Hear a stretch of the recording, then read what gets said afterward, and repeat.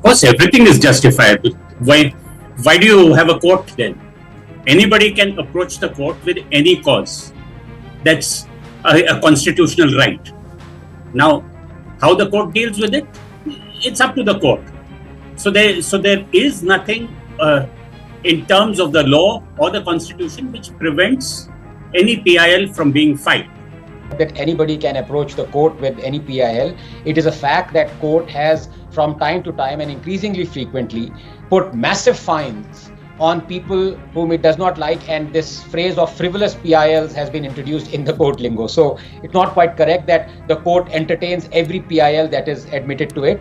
India has recognized Palestine. It is that two of our friends are fighting. One friend has in effect obliterated most of the other friend. There are nearly 100,000 casualties. At this point of time, if you say, look friend, we are not going to supply you arms, is that so wrong? I'm afraid two friends are not fighting, as thankfully you rightfully said. One friend is fighting another terrorist organization. And that terrorist organization was democratically elected by the Palestinians. Yeah. And the Palestinians are used as human shields by this terrorist organization, so there is collateral damage. And I want to first begin with Senior Advocate of the Supreme Court, Sanjay Hagde. Mr. Hagde, I don't know if you are aware, but this PIL has been filed. I don't know whether the Supreme Court has as yet admitted it, but there might be a hearing, there may not be. I believe that the Supreme Court should dispose it off forthwith, but that is not for me to say. That is for the Supreme Court justices to rule. I want to ask you, do you think this is justifiable? Of course, everything is justifiable. Why do you have a court then? Anybody can approach the court with any cause. That's a constitutional right. Now, how the court deals with it, it's up to the court. So there is nothing in terms of the law or the constitution which prevents any PIL from being filed. You may have your views, somebody else will have other views. But at the heart of the matter is the fact that we are a country that respects international law. The International Court of Justice has held against Israel. Now, with those circumstances, should Indian companies continue to deal with Israel specifically in sending arms which could be further used in war crimes? That is a question. Whether the court wants to get into the question, whether it does not want to get into the question, or whether it says that this is not amenable to judicially manageable standards, whether it says that international treaties are a matter for the Foreign Office to decide, that's a different thing. But I see nothing wrong in filing. No, I wasn't really talking about the filing. I was talking about the issues that were raised in the PIL. Do they make for a compelling case, logically speaking?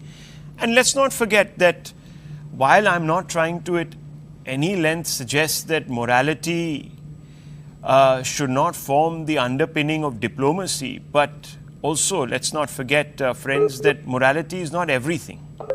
There is also realpolitik, and there are many things to consider, Mr. Hagde. That's why I was asking you this. Would you quickly come in on that? Because let me tell you that, you know, the ICJ has ruled in the past against United States, against quite a few other European powers, as you know. But I don't see this sort of rush to the bar to raise those issues and, you know, ask Indian firms to cease and desist with doing business with US firms, for example. So the reason I invoke this sense of sort of trying to always suggest that Muslims are victims and, you know, continue that discourse, is this all part of that? That's what I was trying to get at, actually.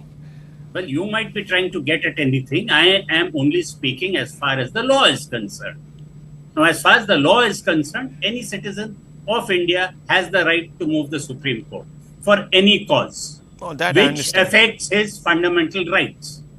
Now, rarely has the International Court of Justice held any modern state to be guilty of genocide or of war crimes. Now, after that determination by the International Court of Justice, who do we side with? Do we continue to side with one side? And do we want also to be dragged later, or do our companies run the risk of being dragged later as complicit in war crimes? And is there something that the courts can do to prevent them?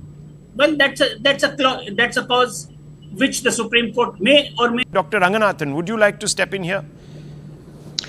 Yes, good evening, Rahul, and good evening to my fellow panelists. While Mr. Hegde is quite correct that anybody can approach the court with any PIL, it is a fact that court has from time to time and increasingly frequently put massive fines on people whom it does not like, and this phrase of frivolous PILs has been introduced in the court lingo. So it's not quite correct that the court entertains every PIL that is admitted to it. Some it deters, and deters very strongly. Number two, Rahul, and this is important, and this is thrust of the thesis and the debate that we are discussing. So please allow me a couple of minutes. Supporting Israel is not only moral, it is imperative that we do so. For we'll be repaying a debt, and that is what friends do. Let me explain first the debt, then I'll come to the question of morality. Rahul, have we forgotten that in the wake of Pokhran II, when the world slapped sanctions against us, and Pakistan invaded us in Kargil, the tide was turned by Israel supplying us with weaponry, going against world sanctions. Where was the ICJ then? Every country was against us. Maybe even Bhushan and all these frivolous PIL filers were also against us. Let us also not forget that all our Arab friends ditched us during the 1971 war with Pakistan. It was Israel that came to our help, despite America warning it not to. Facts that emerged from the explosive Haksar papers. And how did we repay Israel? By not backing it during its Yom Kippur War in 1973. Now the moral question. Rahul, I would like to make a few points, and they need to be internalized because these are irrefutable facts, not opinions. Number one, it is a fact that Hamas uses hospitals as ammo dumps and patients as human shields, rendering the Geneva Convention invalid, one of the principal points that ICJ used. It is now clear that host of hospitals, including the Baptist Hospital in Gaza, was not bombed in an accidental Israeli airstrike, but rather got damaged through a Hamas stray rocket. But here is the thing, that hospital in Gaza was safe and functioning well till October 6, and it would have continued to be safe and function well beyond had Hamas not murdered 1,400 innocent Jews and microwaved babies on October 7 and brought this war upon itself. So let me be clear, Hamas alone is responsible for the Gaza tragedy. Number two, does the ICJ not agree that the Jews were in the land of Israel more than 1,000 years before Islam was even born? So this argument that the land does not belong to Jews is totally wrong. King David founded this kingdom 1700 years before Islam, and what is symbolized in the Israeli flag? The Star of David. The Jews were driven out of Israel 500 years before Islam after the defeat of Solomon Bar Kokhba in the Jewish-Roman War. Number three, while the Israel Declaration of Independence Charter does not discriminate between Jews and Muslims, the Charter of Hamas, does the ICJ know, democratically elected by the Palestinians, by the way, proclaims that the day of judgment will not come until Muslims fight Jews and kill them. Israel will continue to exist until Islam obliterates it, just as it obliterated others before it, unquote. Number four, does the ICJ know that Israel has voluntarily given up land, denied, expand, Gaza? There is a takeover after a war. If it was a Palestinian aggressor, why would it do so? And number five, important, Israel believes two-state solution where Israel and Palestine can live side by side. Hamas does not. And finally, why do the hypocrites who have filed this PIL not demand a ban on India's trade with China, given that China has demolished 1,700 mosques and interned 1 million Muslims in concentration camps and feeding them pork and forcibly sterilizing them because their salaries will stop? Well, on the face of it, the pretext is because the ICJ has stepped in. So that is the reason why we need to be obligated or live up to our obligations under international protocols. That's why, Dr. Ranganathan, this plea has been filed. That's the context of it. That's the context of it. Let me bring back Sushant Sareen, because we lost you, Mr. Sareen, there. I hope the line is better before I bring in Mr. Adil Hassan of the MIM. Yes, Mr. Sari, you were making a point. Yeah, I think some of the points I was going to make have already been covered by Anand, especially the point about, the courts, number one, should not entertain these kind of frivolous petitions. Number two, they should impose exemplary costs on the people who bring these kind of frivolous petitions.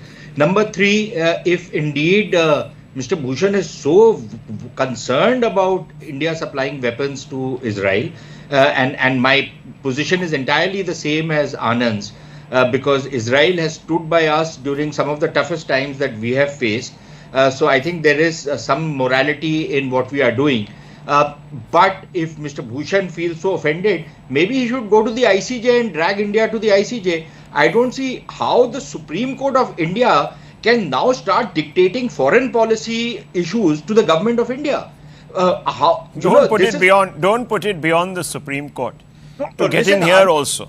There are certain preserves that you think the Supreme Court may not have expertise over, but in all their wisdom, they really do think that they can. Rahul, it is imperative that the courts stay within their jurisdiction, right? This steady encroachment which is taking place is a very dangerous trend. If the judges are so interested in virtue signaling, then they should fight an election. No, the judges today tell us that even gender is fluid. So, I mean, they've turned into... No, they can't impose... Look, the judges cannot impose their views on the public, right? If the judges are there to interpret the law and to ensure that things work according to law, the judges have no business of interfering in policy matters unless and policy matters... No business whatsoever. Okay, they cannot Mr. Hegde, on that point, allowed situations beyond their domain expertise, and I think Dr. Ranganathan is holding up something. I'll just come back to you. Mr. Hegde, make that point, please. Well, the point is that the judges do not impose their personal beliefs, or at least that's what the theory is. The judges have a constitutional duty to interpret the Constitution. The Constitution also accounts for the fact that India has international obligations. India is also part of the treaties that have set up the ICJ. India has resorted to the ICJ when it went with the Kulbhushan Yadav case.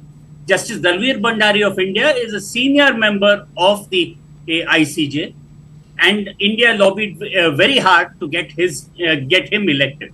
So it is not that you can be selective about you like the ICJ at times and you do not like the ICJ at times.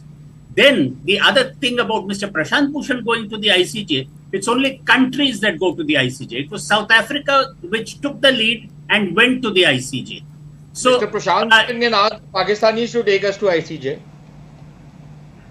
Listen, you made an error, and when it's pointed out, just let it go. Okay? No, I know.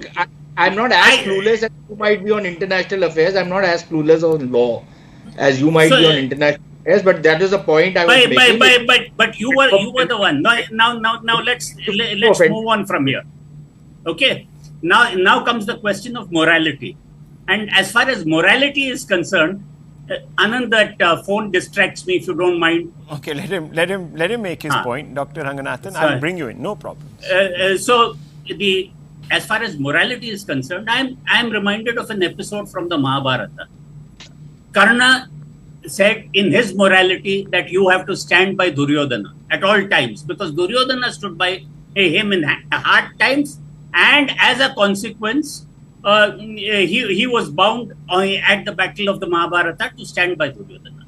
Well, it may be a moral decision, but was it a right decision? I think even today there are many readers of the epics who have those questions.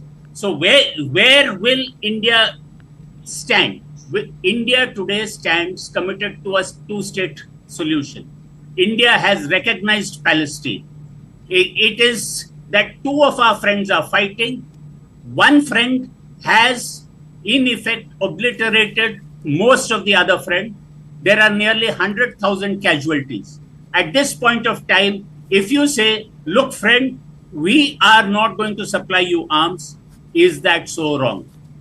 No. But there's a difference here, Mr. Hegde. No. You might have an obligation to Palestine, but you don't have any obligations to Hamas.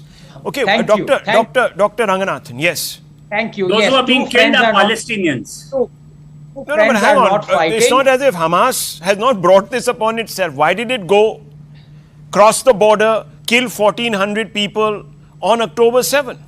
It's brought this war upon its own people. Sometimes leaders do that. Saddam Hussein did it. Several others have done it. The Libyan Gaddafi has done it. The Khomeinis have done it. The several kings in Afghanistan, and after that, of course, the Taliban has done it. Yes, Dr. Ranganathan, you were holding up something. I'll come back. No. I'll come to Okay. what I Yeah. on the specific point of Mr. I'm afraid two friends are not fighting, as thankfully you rightfully said. One friend is fighting another terrorist organization. And that terrorist organization was democratically elected by the Palestinians. Yeah. And the Palestinians are used as human shields by this terrorist organization. So there is collateral damage. Number one. Number two, we as a sovereign nation have gone against the diktats of ICJ historically. That's why I was quoting the famous example where Portugal went to the ICJ saying that it has sovereign rights Yeah. to be at Dadar and Nagar Haveli in the 1950s. The ICJ ruled in favor of Portugal. India rejected it. Does it mean that India was wrong? I'm sorry. When it comes to sovereignty and our foreign affairs, Sushant is absolutely right. Okay. Do you mean to say that India should have acceded to ICJ and let Portugal rule over Dadar and Nagar Haveli and then Goa also? Or even UNSC when it came to Kashmir, etc., etc. Anyhow.